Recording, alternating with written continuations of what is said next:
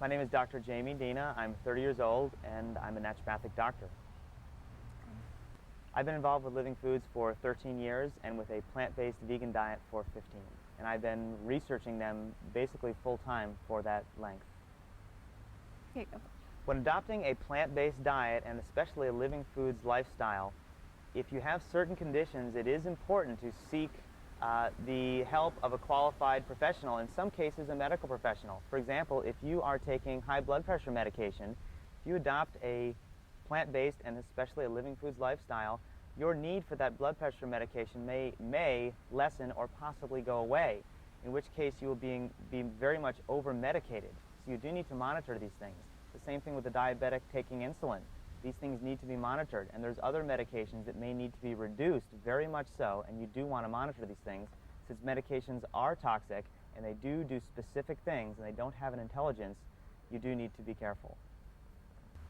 When transitioning to a plant-based and specifically a living foods lifestyle, it sometimes is important to find a qualified healthcare professional. That doesn't necessarily have to be an MD, an ND, or a DC. It can be someone who is very experienced and knowledgeable in living foods and how to balance it properly. There are some MDs who have come over to plant-based and living foods lifestyles and very strongly, and their numbers are growing. There's also chiropractors and naturopaths that do that as well. It's best to seek out a healthcare professional or healthcare coach who is nutritionally oriented, who understands a plant-based diet, and who also understands the living foods lifestyle. Saying a living foods lifestyle is a very broad category, and there's much variety within it. You can eat all fruit or you can eat all nuts, neither of which is a balanced diet. And it's important to have a balance within yourself. Some people can handle more fruits than others. Other people need a higher percentage of protein in their diet, but they absolutely do not need to go to toxic animal proteins to get that protein. They can eat more nuts, more seeds, an algae called spirulina, or they can have many more legumes in a plant-based diet, which are loaded with non-toxic protein. Others will fare better on more vegetables, and you do need to find a balance that is optimum for you. Humans have a very different physiology than carnivorous animals. For example, our teeth are not sharp. They cannot rip and tear into things. Our canines cannot get into human flesh, to anyone's flesh. We don't have the claws and the equipment, and we don't have the psychological disposition to want to chase down an animal, and we don't salivate when we see a deer or a squirrel. If we even caught that deer or squirrel, we could not get into that without a tool.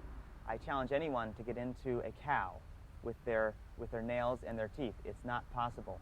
Assuming you could get into the cow with your hands and teeth, you would actually have to use a tool. How would you then eat their flesh? You don't have the ability to rip and tear and shred. We do have the ability to climb trees, to pick fruit, to pick vegetables, and to pick herbs, and to harvest other plant-based nutrients, other plant-based foods very easily. From a digestive standpoint, carnivores have much shorter digestive tracts, and they're very smooth, and that is for the easy removal of fiber-free foods. There is no fiber in animal foods, and fiber is crucial to our health, not only to keeping our bowels moving, but also to absorb poisons in the digestive tract.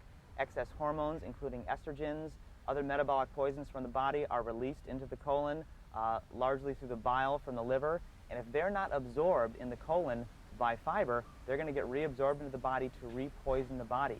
Fiber is absolutely essential, and the only way to get it is from eating whole plant foods. Animal protein specifically forms large amounts of uric acid in the body. Uric acid is directly associated with increased rates of osteoporosis, arthritis, gout, and many other health situations. Plant proteins form relatively little uric acid compared to animal proteins. True carnivores have large amounts of uricase in their body to eliminate uric acid. They also have systems for eliminating cholesterol that we do not. When trying to become healthier, many people give up red meat, pork, chicken, and turkey, but they hold on to fish. Reason is fish is alleged to have health-supporting properties. And what I like to look at fish, and I think an accurate description of fish is it's simply less bad for you than those other meats. There are some oils in fish that do have some beneficial impact on your body, but you can get those oils in a vastly superior form that do much better for you in the plant kingdom. To give a good example of that, some of the oils in fish will actually thin the blood. They'll make it less clumpy, they'll uncoagulate the blood cells. But the fish oils will actually make your blood so thin that it's harmful, similar to drugs. Whereas things like flax oil and other oils from the vegetable kingdom will never thin your blood too much because it's the natural way the body was intended to take those oils. Although the fats in fish are not as bad for you as the fats in other animal products, there's still a tremendous amount of metabolic waste in all animal products. All animals produce metabolic waste and toxins, and we all have natural systems to eliminate them, but they do accumulate in our tissues before they're eliminated. When you eat any animal, including a fish, you are eating a tremendous amount of their own metabolic poisons. You have your own, now you're having to eliminate theirs as well. Fish is also very high in animal protein, which forms large amounts of uric acid in the body, which contributes to osteoporosis, arthritis, gout, and other diseases. When any creature eats food, including us, we tend to concentrate the poisons from those foods in our tissues, and especially in our fatty tissues. Fish, for example, concentrate large amounts of mercury in their fatty tissue, and when we eat those fish, we are eating that mercury. The oceans, like the rest of our planet, are definitely subject to a good amount of pollution. And as fish live their entire lifestyle, they are subjected to all of this pollution, and they are taking it into their bodies. It gets stored in their fatty tissues, so everything that you see dumped into the ocean is ending up in the fish, and if you're eating that fish, it's ending up in your body. The water that you find in raw fruits and vegetables that have high water content is very different than bulk water. It's actually called structured low surface tension water. And you might think that water is water, but there's a giant difference. Traditional water is unstructured, meaning when you take it into your body, it actually can cause the blood to clump up, the blood system to stagnate, the red blood cells to stack up in rolls of coins. And the body is always trying to structure water. It's trying to give it what's called a low surface tension.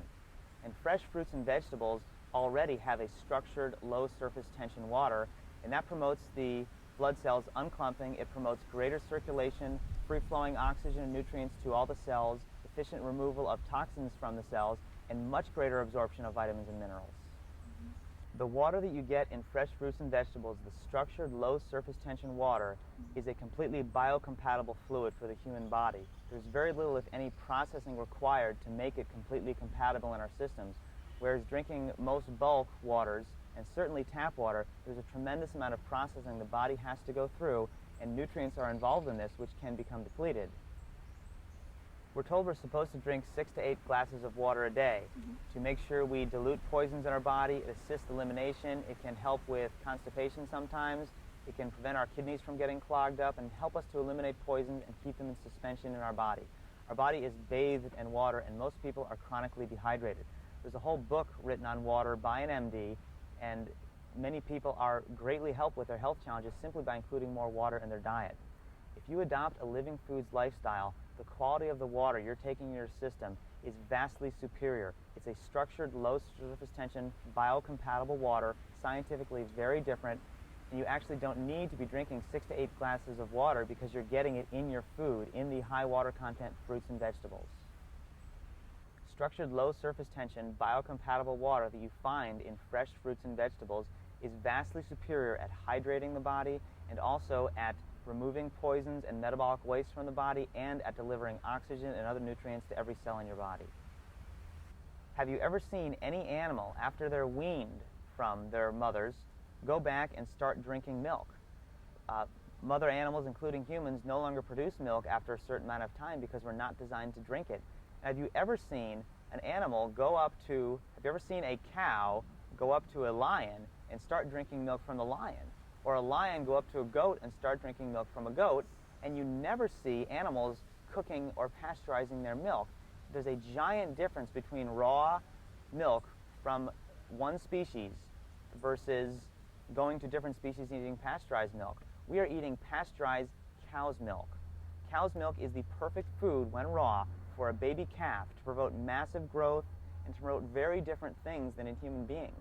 And milk, contrary to popular belief, is one of the main causes of osteoporosis. The countries that consume the most dairy products are the same countries that have the most osteoporosis. Dairy products are very high in animal protein, which forms lots of uric acid, which is conclusively connected to osteoporosis. The more uric acid you have in your blood, the more calcium it takes from your bones to neutralize that uric acid. Dairy products are also usually loaded with saturated fat and cholesterol, which along with the free radical production that is a result of consuming pasteurized dairy products. Although there is a large amount of calcium in dairy products, it's actually very difficult for human beings to absorb, especially when it's from cows. The calcium from our mother's milk, raw from the mother's breast, human mother, is very easy, and it's the perfect balance of minerals. The calcium and phosphorus ratios, for example, in cow's milk is extremely different than that in human milk, and it actually promotes bone demineralization. When we're young, we can get away with and we can compensate for that wrong ratio, but as we get older, it starts to reverse itself. If you're looking to replace the taste of milk with a living foods lifestyle, that is extremely simple. You can make very high calcium, high protein, but not high uric acid forming protein, nut and seed milks. Sesame milk, for example, is easy to make by blending up sesame seeds with water and straining it. You can add a date to it, you can add cinnamon, you can add any flavor you want to it. It's magnificent in taste, very high in calcium, very live, and very nutritious. If you miss the taste of milk within a living foods lifestyle, there is a myriad of possibilities to recreate that and do better than it. You can make dozens of milks out of nuts. You can make almond milk, sesame seed milk, sunflower seed milk, Brazil nut milk, walnut milk, all of which have different, unique, wonderful flavors. You can even make milk shakes out of nut milks and frozen bananas. And you can even make nut nog that tastes just like eggnog with spices, with nut milk, and with some frozen bananas. One of the best ways to promote osteoporosis and bone demineralization in your body is to consume lots of animal flesh. All animal flesh is extremely low in calcium and extremely high in phosphorus, and that combination promotes bone demineralization. And if that's not bad enough, animal protein forms large amounts of uric acid, which sucks the calcium you'd have absorbed right out of your bones and teeth to neutralize it. You're far better off getting your phytonutrients or phytochemicals from a living foods lifestyle and from a plant-based diet.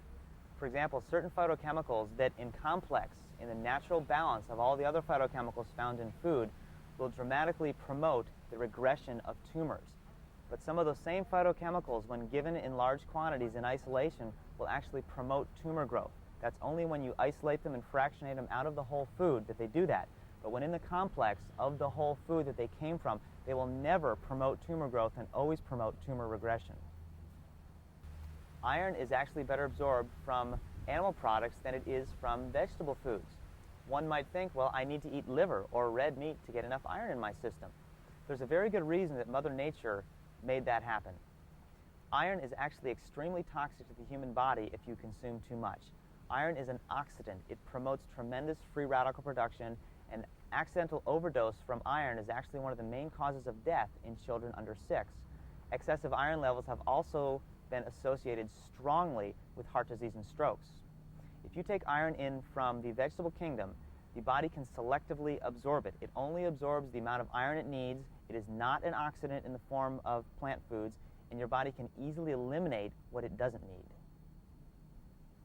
The vitamin A you find in animal foods is all actually preformed vitamin A, which has conclusively proved to be toxic to the human body.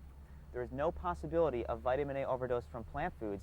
Plant foods actually don't contain any preformed vitamin A, but they contain the precursors such as beta-carotene to vitamin A. The body will only convert beta-carotene into vitamin A as needed.